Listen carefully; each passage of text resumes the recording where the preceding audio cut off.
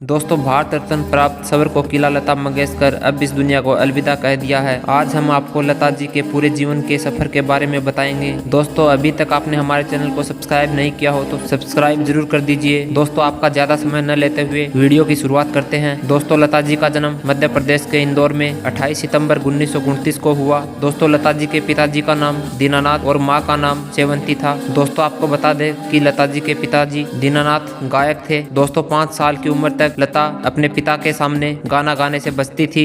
एक दिन अचानक लता के पिताजी ने लता को गाना गाते हुए सुना। उसी दिन लता के पिताजी ने तय कर लिया कि मैं लता को गाना सिखाऊंगा। दोस्तों, लता जी अपने जीवन में 2 दिन ही स्कूल जा पाई। संगीत की सारी शिक्षा उन्हें घर पर ही उनके पिताजी ने दी। उन्होंने घर पर ही बहुत सारी भाषाएं भी सीखी। दोस्तों, जब लता जी पहली बार माइक के सामने पहुंची, वह दिन 16 दिसंबर 1941 का था और गाने की रिकॉर्डिंग शुरू हुई। लता जी का पहला गाना रेडियो प्रोग्राम के लिए रिकॉर्ड किया गया और शुरू हो गया दोस्तों रसमयी रस भरे गीतों का सफर। दोस्तों, लता जी के जीवन में भी बहुत सी कठिनाइयां सामने आई। लता जी ने भी अपने जीवन में बहुत सी मुश्किलों का सामना किया। 24 अप्रैल 1942 को उनके पिताजी का निधन हो गया। उस समय लता जी की उम्र महज 13 साल थी। परिवार के सभी भाई बहनों में लता दीदी सबसे बड़ी थी। दोस्तों, लता जी पर अब पूरे परिवार की जिम्मेदारी आ गई। दोस्तों, घर खर्च चलाने के लिए लता जी मराठी और हिंदी फिल्मों में काम करना शुरू कर दिया था, लेकिन उनको लगने लगा कि वो एक्टिंग नहीं कर पाएगी। वह एक्टिंग के लिए नहीं बनी और उसके बाद लता जी फिर से गाने के लिए अग्रसर हो गई। दोस्तों, आपको बता दें कि लता जी की मां के पास लता की शादी का भी रिश्ता आया था, लेकिन परिवार की जिम्मेदारियां निभाने के लिए लता जी ने खुद ही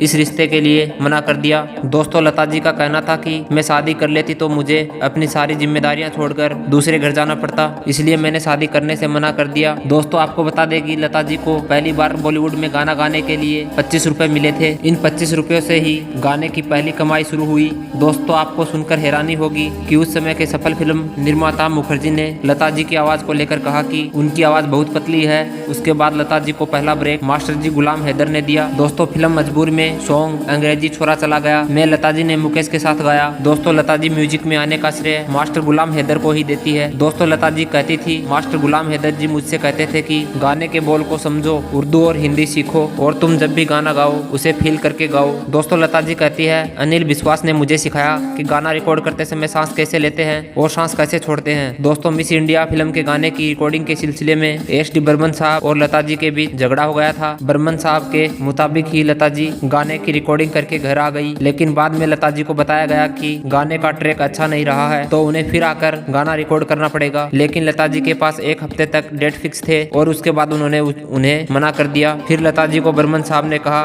कि आगे से तुमसे हम गाना नहीं गवाएंगे और उसके बाद लता जी ने खुद फोन करके बर्मन साहब को कहा कि आप तकलीफ मत कीजिए, मैं खुद ही आपके गाने नहीं गाऊंगी। इसके बाद दोस्तों लता जी ने बर्मन साहब का गाना नहीं गाया। दोस्तों, एक बार शो में राजकुमार और लता जी के बीच मैं का करूँ राम मुझे बूढ़ा मिल गया गाने को लेकर बहस हो गई। राज कपूर ने लता जी को घंटों तक समझाया कि इस गाने में कुछ गलत नहीं है, तब जाकर लता जी मानी। फिर लता जी ने बताया कि वो गाना मैंने कभी मन से नहीं गाया। दोस्तों, आपको बता दें कि लता जी और उनकी बहन आशा भोसले के बीच कई सालों तक अनबन रही। इसकी मुख्य वजह ये थी कि आशा का परिवार को बिना बताए शादी करना। दोस्तों, 33 साल की उम्र तक लता जी स्वर कोकिला बन चुकी थी। लता जी का करियर आसमां छू रहा था, तभी उनको जहर देकर मारने की कोशिश की गई। लता जी का यह सबसे भयानक और कठिन समय था। लता जी का लंबा इलाज चला और आपको बता दें कि 3 महीने तक लता दीदी को बेड पर ही रहना पड़ा। लता दीदी ने बताया कि मुझे इतनी कमजोरी महसूस होने लगी थी कि मैं बेड से भी बड़ी मुश्किल से उठ पाती थी। और दोस्तों, ठीक होने के बाद कंपोजर हेमंत कुमार जी लता जी के घर आए और उन्हें रिकॉर्डिंग के लिए स्टूडियो लेकर गए और गाना था कहीं दीप जले कहीं दिल। गाने की रिकॉर्डिंग अच्छी रही और इस गाने ने फिल्म फेयर अवार्ड भी जीता।